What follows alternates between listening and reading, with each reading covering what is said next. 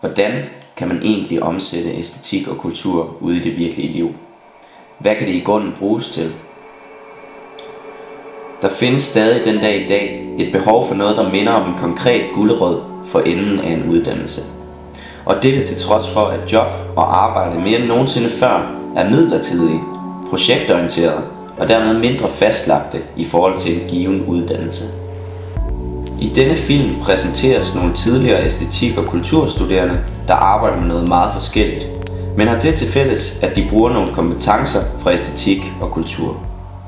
Jeg hedder Astrid Lacour og er direktør på Frederiksberg-museerne. Jeg hedder Anne Lind Andersen. Jeg sidder som indholdsredaktør på programmerne, altså Godmorgen og Godaften Danmark. Jeg hedder Henrik Gadegaard. Jeg er seniorrådgiver ved konsulentfirmaet Saks Blau. Jeg hedder Sissel Hartlev, og nu arbejder jeg som webredaktør og projektleder på Dansk Arkitekturcenter. Jeg hedder Robert Johannes Ulrik. I dag er jeg så faktisk studerende igen. Jeg har arbejdet som souschef og marketingansvarlig på et spilsted i mange år. Der bliver så sagt op fra på grund af besparelser for halvandet års tid siden. Og det gav mig det nødvendige puff til at bevæge mig i en helt anden retning. Fordi jeg nu er kandidatstuderende på en helt ny uddannelse, som hedder kandidat i diakoni. Robert var driftsleder på Radar og arbejder i dag på Ars som museumsvagt for at kunne betale sine studier i diakoni. En anden tidligere EK'er er Astrid Lacour, som arbejder som direktør for Frederiksberg-museerne. Som direktør for Frederiksberg-museerne, så er det jo et helt, altså hvis man nærmest skulle beskrive et EK-job, så er det, fordi det er tre rigtige museer, det vil sige, de er statsanerkendte, og så er det 2 udstillingssteder, kulturhuse. Og vi strækker os fra et litterært kulturhistorisk museum og revymuseum og Storm P-museet, som handler om humor og satire i billedkunsten. Og så har vi et vandreservoir, 4.400 kvadratmeter under Søndermarken, som jo kan bruges til alle mulige events, og Møstingshus, hvor vi sidder lige nu, som er den smalle samtidskunst og forskellige eksperimenterende tværestetiske projekter på første salen. Jeg begyndte i 1995 på universitetet, læste først historie i 2 år, og så ville jeg gerne skifte tilbage til det kulturelle felt og fik øje på æstetik og kultur i den forbindelse.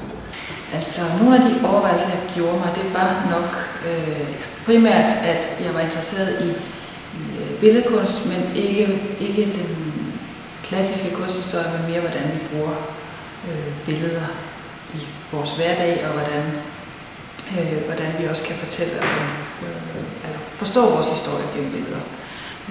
Så da jeg kom på EK, så var det sådan også en nysgerrighed over for, hvordan at hele kunstinstitutionen den er placeret i samfundet. Altså nogle af de overvejelser, jeg gjorde mig, da jeg startede på EK, var, at jeg ville gerne have noget mere tværfaglighed ind i min uddannelse. Der er mange æstetik- og kulturstuderende, der under deres studie har et relevant studiejob eller engagerer sig i nogle spændende projekter. Anne Lind Andersen er indholdsredaktør på Godmorgen og Godaften Danmark. Og derudover er hun også filmanmelder i programmerne. Jeg fik jo lyst til at arbejde som journalist allerede mens jeg læste på uni. Og der begyndte jeg så selv at opsøge steder, hvor jeg kunne begynde at skrive, blandt andet et undergrundskulturmagasin, der hedder Agenda, der udsprang af frontløbermiljøet, men som var et blad, vi var unge, der selv lavede uden voksne, så at sige.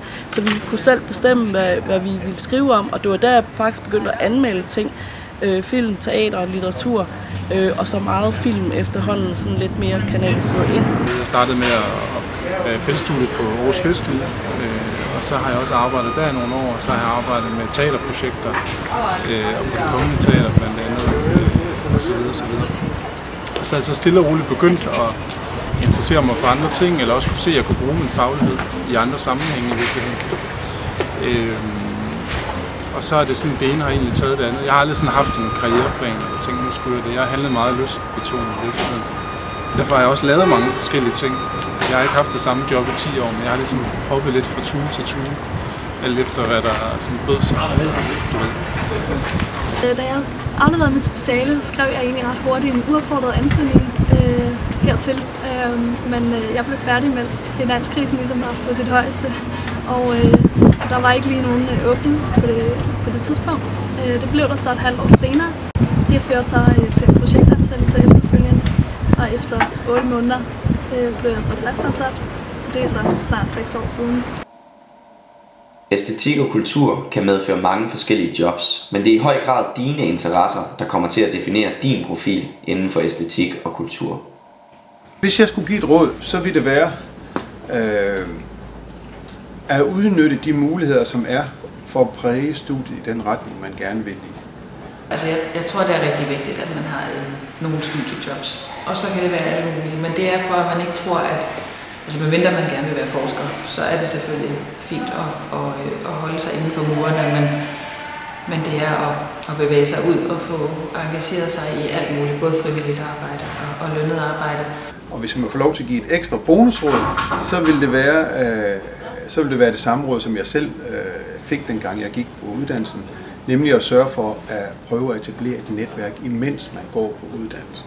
Det vil sige, arbejde frivilligt et eller andet sted. Hvis man kan få penge for det, er det fint, men skabe sig nogle kontakter i det miljø, man gerne vil ud i, om det er filmmiljø eller musik eller noget helt andet. At den bedste måde at finde ud af, hvad man kan bruge sin EK-faglighed til, det er bare at prøve den af.